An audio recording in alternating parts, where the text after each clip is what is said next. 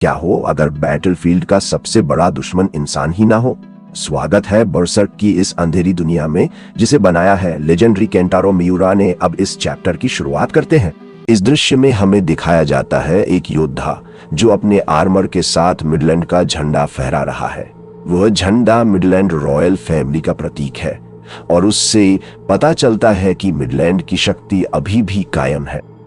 फिर हमें एक आर्मी दिखाई जाती है जिसके सामने ग्रिफिथ लीड करता हुआ नजर आता है। अगले दृश्य में दो सर्वेंट लेडीज एक दूसरे से बात कर रही होती हैं। वे कहती है कि नया कैंपेन शुरू हुआ है और इससे युद्ध खत्म हो सकता है। वे यह भी कहती हैं कि अब मिडलैंड के पास अपना एक गार्जियन एंजल है जो यह सब करके दिखाएगा। तभी ग्रिफिथ उनके सामने से गुजरता है और वे उसे देखकर प्रभावित हो जाती हैं जैसे कोई एंजल हो। जैसे ही ग्रिफिथ आगे बढ़ता है सामने उसे मिनिस्टर फॉस मिलता है। मिनिस्टर फॉस कहता है, क्या आप युद्ध के लिए निकल रहे हैं लॉर्ड ग्रिफिथ? वह आगे कहता है, मुझे पता है कि इस कैंपेन का vanguard band of the hawk है। फिर वो कहता है, जब से जनरल जूलियस और उनका बेटा एडोनिस मारे गए हैं तब से मिडलैंड के पास आपके अलावा कोई और सहारा नहीं है। फॉस आगे कहता है, इतने सारे असैसिनेशन हो चुके हैं, यह सब असहनीय है, लेकिन आपका यह सेवक हमेशा आपके लिए उपलब्ध रहेगा। आप जो चाहें मैं करने के लिए तैयार हूं। फिर वह बात घुमाते हुए कहता है, जब परिस्थितियां बदलती हैं तो इंसान का दिल भी बदल जाता है। वह एडोनिस को याद करते हुए कहता है, वह सिर्फ 58 साल का बच्चा था, अभी जीवन सीख ही रहा था। उसकी मौत एक बड़ा दुर्भाग्य है। यह जरूर किसी दैत्य का काम है, किसी राक्षस का काम। ग्रिफिथ मुस्कुराते हुए कहता है, नहीं, यह किसी दैत्य का काम नहीं है, यह किसी इंसान का ही काम है मिनिस्टर। फॉस आगे कहता है, मैंने एक अफवाह सुनी है, जब प्रिंसेस चार्लोट पर हमला हुआ था तो जो तीर चला था वो उनके लिए नहीं था बल्कि आपके लिए था। यह एक अजीब अफवाह है जो मुझे परेशान कर रही है। ग्रिफिथ हंसते हुए कहता है, मुझ पर? मैं तो एक छोटा सा नाइट कमांडर हूं, कोई मुझ पर क्यों हमला करेगा? फॉस आगे कहता है, जो असैसिनेशन हुआ उसमें जो कातिल था वह कोई बाहरी जासूस नहीं था, शायद वह हमारे ही लोगों में से कोई था, इसी किले के अंदर का। इस पर ग्रिफिथ कहता है, मैं यह नहीं कहूंगा कि हमारे ही लोगों ने हमला किया, लेकिन अगर ऐसा है तो वह व्यक्ति बेहद खतरनाक है। कोई ऐसा जिसके लिए हत्या करना आसान हो और जो इससे अपना प्रभाव बढ़ाना चाहता हो। फॉस बीच में बात काटते हुए कहता है, लोग दो तरह से मारते हैं, या तो बाहर जाकर या अंदर रहकर, बस फर्क इतना ही है। ग्रिफिथ हल्की मुस्कान के साथ कहता है, बहुत दिलचस्प बात है। खैर, अब मैं युद्ध के लिए जा रहा हूं, कृपया अनुमति दें। फॉस उसे जाते हुए देखता है और सोचता है, यह कैसा इंसान है। जब मैंने एडोनिस की मौत की बात की तब भी इसने एक बार भी पलक नहीं झपकाई। क्या सच में इसने एडोनिस को नहीं मारा? मुझे पूरा यकीन है जूलियस और एडोनिस की मौत कहीं ना कहीं ग्रिफिथ की योजना का हिस्सा है।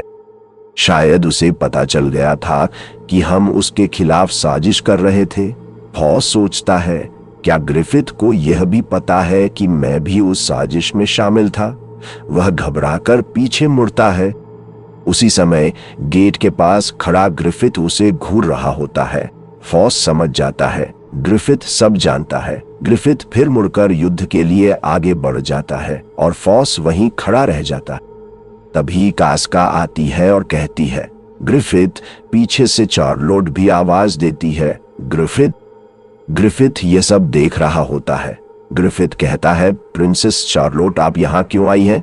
चार्लोट कहती है, क्या आप युद्ध के लिए जा रहे हैं? ग्रिफिथ कहता है, हाँ बताइए। चार्लोट रोते हुए अपने गले से एक नेकलेस निकालती है और उसे ग्रिफिथ को देती है। वह कहती है, यह मेरे लिए बहुत कीमती नहीं है, यह मेरी माँ का है जो पहले क्वीन थी। यह एक लोडस्टोन नेकलेस है।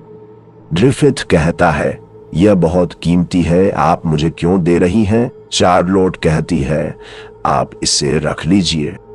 फिर वह कहती है, इसके दो हिस्से होते हैं, अगर एक हिस्सा लड़की के पास और दूसरा लड़के के पास हो तो वे लोग फिर से जरूर मिलते हैं।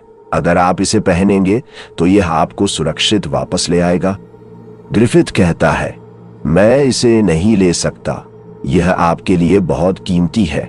चार्लोट कहती है, नहीं, आप इसे रख लीजिए। ग्रिफिथ मुस्कुराकर कहता है, ठीक है, मैं इसे युद्ध से लौटकर आपको वापस दे दूंगा। फिर वह कहता है, मैं पहले युद्ध को इतना गंभीरता से नहीं लेता था, लेकिन अब लूंगा और मैं वापस आऊंगा।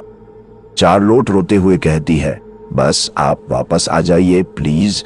फिर वह कास्का की तरफ इशारा करके कहती है, सिपाही, तुम ग्रिफिथ की रक्षा करना। कास्का झुककर कहती है, मैं अपनी जान देकर भी ग्रिफिथ की रक्षा करूंगी। ग्रिफिथ कास्का के कंधे पर हाथ रखकर कहता है, चलो चलते हैं। कास्का मुस्कुराकर कहती है, हाँ चलिए। दोनों वहां से निकल जाते हैं। तभी चार्लोट की माँ क्वीन वहां आती है और कहती है, तुम क्या कर रही थी? चार्लोट चुप होकर सिर झुका लेती है। क्वीन कहती है, तुमने वह नेकलेस उसे क्यों दिया? चार्लोट कहती है, यह मेरी इच्छा है कि मैं किसे क्या दूं। क्वीन सख्ती से कहती है, तुम एक रॉयल फैमिली की सदस्य हो और वह एक आम इंसान है। तुम्हें उससे बात भी नहीं करनी चाहिए और तुमने उसे इतना कीमती उपहार दे दिया। फिर वह कहती है, तुम अब 36 साल की हो, बच्ची नहीं हो, और याद रखो तुम मिडलैंड की प्रिंसेस हो। चार्लोट सिर झुका लेती है। क्वीन वहां से चली जाती है। फिर दृश्य बदलता है। आर्मी आगे बढ़ रही है युद्ध के लिए। गट्स भी अपनी टोली के साथ पूरा आर्मर पहनकर आगे बढ़ रहा है, लेकिन उसके मन में सिर्फ एक सवाल चल रहा है, क्या मैं ग्रिफिथ के लिए उसका दोस्त नहीं हूं? क्या मैं सिर्फ एक सैनिक हूं जो उसके लिए लड़ रहा है? और वह इन्हीं ख्यालों में डूबा रह जाता है। और इसी के साथ ये चैप्टर यहीं खत्म होता है, लेकिन कहानी अभी खत्म नहीं हुई है। अगर आप जानना चाहते हैं आगे क्या होता है तो चैनल को सब्सक्राइब करें और हमारे साथ जुड़े रहें इस डार्क जर्नी ऑफ बर्सर्क में। मिलते हैं अगले चैप्टर में।